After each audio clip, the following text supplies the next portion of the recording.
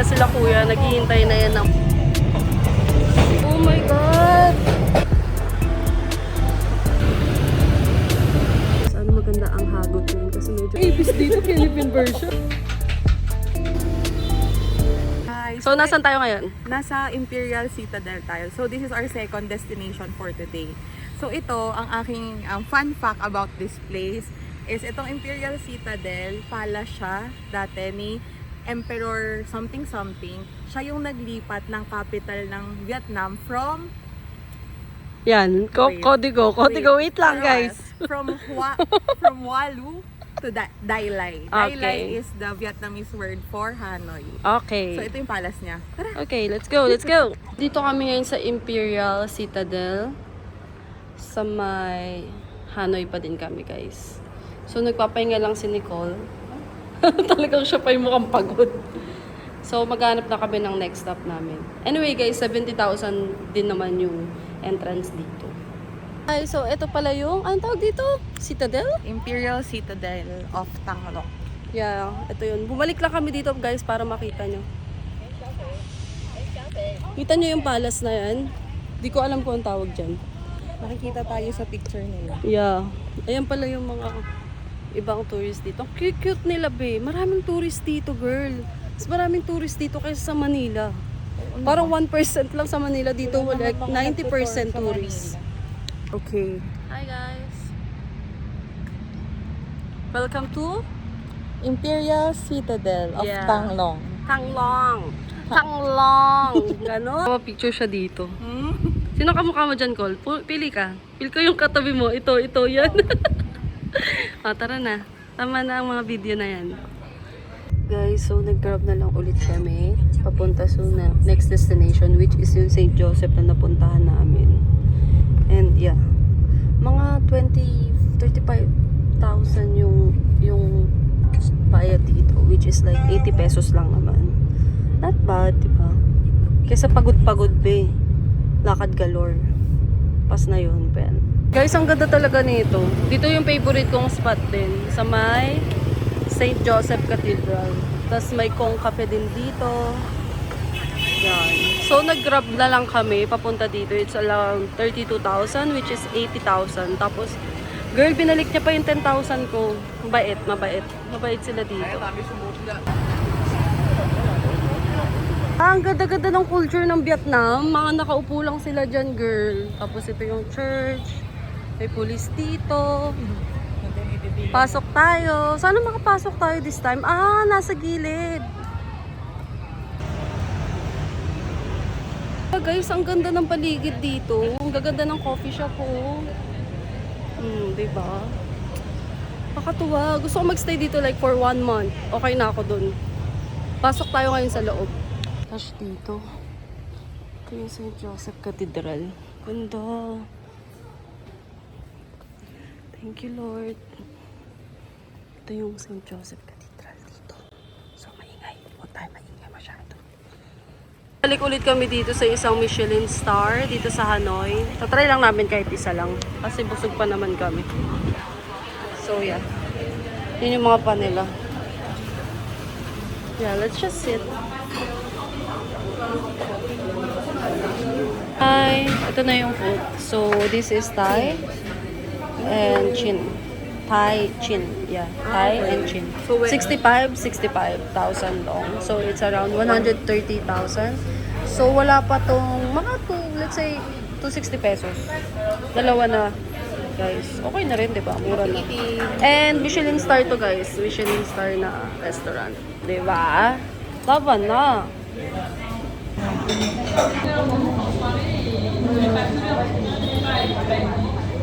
Let's eat, guys.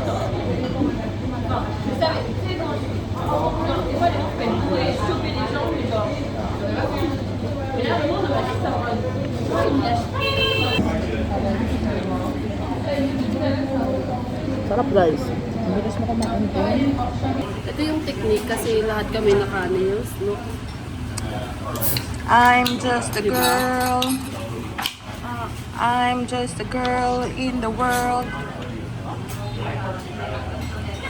Mga ceramic sheet. Ang gaganda, gagi. Pero nakakatakot hawakan. Kung may kamukha si Chuchu dyan, bibili ako. I swear. Kamukha mo. Ay, hindi yung kamukha ko. Yung kamukha ni Chewy. Ang ganda, diba? So, si Ate Shinhee. Neto. Kasi, diba, sa Korea nga, diretso ko. So, abot ko na lang sa kanila. Tingnan nyo to. Diba, puro cups. Tapos, mga, dito, platito. Tapos, iba ba ng design siya sa ilalim. Kaya, maganda talaga siya. And ceramic siya, guys. Pero, ang mahal naman niya kasi. Pero, okay din. Not bad, right? Souvenirs. Doon kami kanina nag-coffee. Ganyan pala itsura niya. Ganda, ang nice. Pili na naman kami ni Nicole dito kasi sarap na sarap siya talaga, girl. Pero masarap naman talaga. Isa to sa mga nire-recommend talaga ng mga tao. Bumili kami nito. Ito yung pangpasalubong ko kay Derek at saka kay ate. Withdraw again! Sana this time maglabas na siya ng pera, be. Yan na. Ayun na! 1.6 million.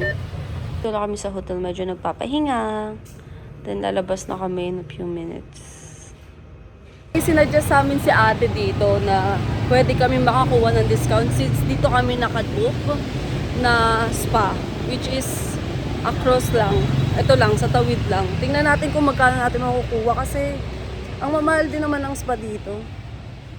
Sana nga mas mura eh. Kasi para, you know, makasave. I-huddle kapag nandoon na. Pero Yeah. hindi natin sure kung Let's try So ito yung yung spa na sinadya sa amin ng hotel. May 10% daw kami pag naka 90 minutes kami na massage. Since dalawa kami, let's try kung gaano kaano yung massage. Ito na po yung grab namin, papunta na ang market ng Hanoi Street. Hello!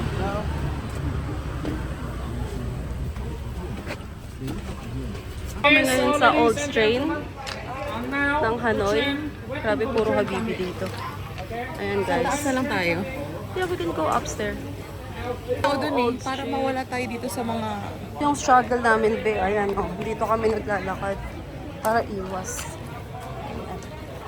Ayan, oh. You can just stay here. Ganda. Ayan, gusto mo yan? Sige, just move there. Saan kami mag-i-stay? Medyo marami pa naman. I-offer sa amin dito, $100. 100,000. Kaso, hindi naman siya mukhang maganda. Guys, ito na in-order namin. This is milk coffee, like 40,000. And egg coffee, yung I think famous it's the same talaga price. dito sa Ay, hindi pala, Vietnam, which is 60,000. So, all in all, this is like around $232. Pesos, okay? Not bad, diba? Dalawa ng kape, tapos may view ka na. Yan. Ito yung train na hinihintay namin yung mga... Hindi, yung train. Hinihintay namin dito sa Old Street na to. Ayan, diba? Wala pa masyadong tao, guys. Pero, ayun lang, wait natin sila in 30 minutes. Oh my God! Wait, ang haba niya, babe.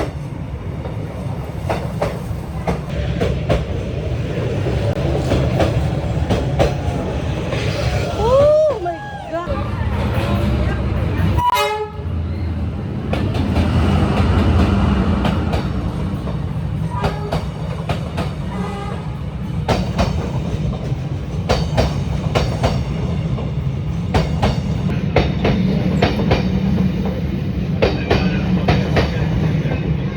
Nakatapos lang yung train. Yeah, naka-record. And yun, merong 7:10 at saka 7:30. 7:20. Tapos meron pa mamayang 8 and 9. Pero tapos na kami. Lipat naman kami kasi meron kami schedule sa massage. Sino mga coffee shop dito sa pinaka mismong train station. I mean, ng train. Trail. Ano ba? Actually, mga residential yung taas niya. Pero ang cute dito. Diba? Ang cute to. Tapos ang tatanda ng mga tao.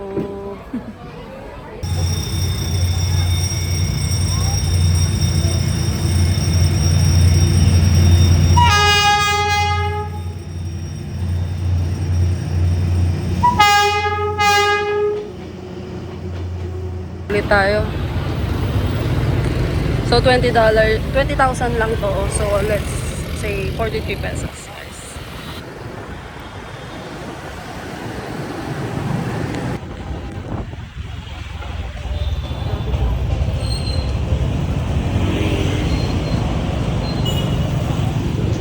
Guys, inuululan ko lang si Kuya. Ganda naman. Ganda dito.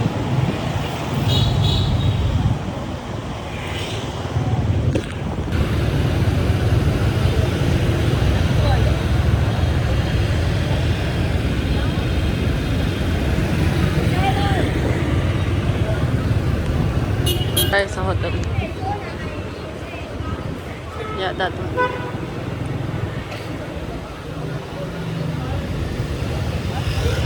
Dito kami ulit kumain sa New Day. So, anong gusto mo? Yung islang yun? Oo, mukhang siyang masarap. Mukhang ano lang, sweet and sour na. Buncha, gusto mo? Okay lang. It's kinda cheap. Doon lang tayo sa cheap cool. Wala na akong pera. naman. Or maybe let's just ask them if... this one. Fuck, ayoko na ng rice noodle. Thank you. Rice. So, chicken and sweet and sour and chicken curry and rice. And what kind of drink is this one? Peach tea. Dito sa New Day, guys. Ayan. Malapit lang to sa restaurant, sa hotel namin. Not bad for like 250,000.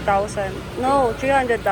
This is where we first eat when Yeah. we arrive. This Yeah. is where we'll eat the last time we're here. Yeah. So, that's it na, guys.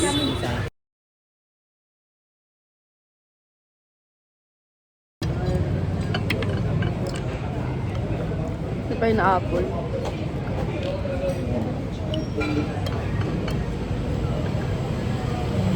Walang mga lasa yung kinakain namin. Ba't ganun? O baka meron dito nun, Col? Check natin kung meron sila yung Thai inhaler. Papasalubong ko. Guys, so dito kami magpapamassage. Malapit lang to sa hotel namin. Tawag dyan ay Matilda Hotel.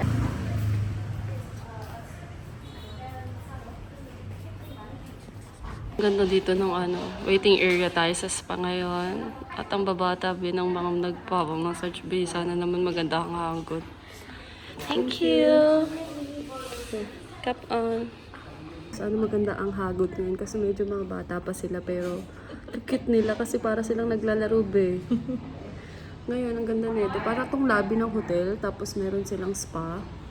Tapos nakuha namin yung Vietnamese massage which is the signature one for only 350,000 dong. It's like for 1 hour. Tapos may free hot stone na. Pero usually sa iba kasi mahal, dito mura. Water nila guys, kung masarap. Charot. Nakuha namin yung massage ng 250 dong lang for 1 hour plus free hot stone. Kaso ang problema be, puro bata yung mga tao dito. Baka mga part-time lang to dito. Sana maganda yung hagod. Balitaan ko kayo. Pero hindi na masama for 350,000 para sa Vietnamese massage which is yung new signature ng Vietnam. So let's see kung masaya siya. Parang lang yung 350,000. Let's say 700 plus. Same lang sa Pilipinas. Pero may maganda ng ganun. So, tingnan natin kung masaya dito. So, nandito kami ngayon sa lobby. Ayun yung lobby ng hotel. Ganda, di ba? Tapos, hinintay lang namin mag-ready yung room namin. Tapos, ayun. Guys, sana maganda yung massage bay. Nilook forward ko to. Kasi masaya sa Pilipinas. Ang ganda ng massage ko sa Pinos School. You should try that. Saan? Sa may Banawe, sa shoe. 1,000 lang. 1,000. Meron ng scrub. Pang malakas ang scrub. At saka full body. Ano yung The best massage ever. It's like Thai massage. Which is magaling naman talaga yung Thai doon. Dito yung hotel. I mean, utang ina kwarto lang to be. Pero dito na kami mamassage. Pwede daw ba itong gamitin? Whatever. Baho be. Yeah. Hindi ko po. Girl, happy ending na lang talaga yung kulang, be. Literal, be. Ano ba to? Grabe, girl. Masarap na may massage kaso nakakangalay. Anyway, mamaya na tayo mag-usap. Mabibihis lang kami, be. Puta sila na yung nagmamassage dito, be. Kanina nang kukaakit lang sila ng Hindi na. Kumain sa Malaysia. Be, pangalawa na naming massage to, be. The second time, told us to look like Malaysia.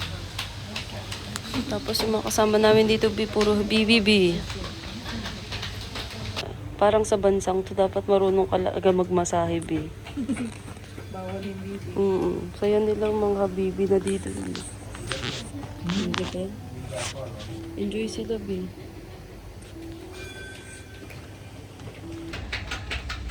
Grabe, next match naman yung makeup ko. Ay, gago. Sakit nito. 19 years old lang to, be. Mga kidding. Oo, be. Ay, talaga na paano yung mga Indiano dito, be. Guys, tinanong namin kung ano yung maganda. Ito daw.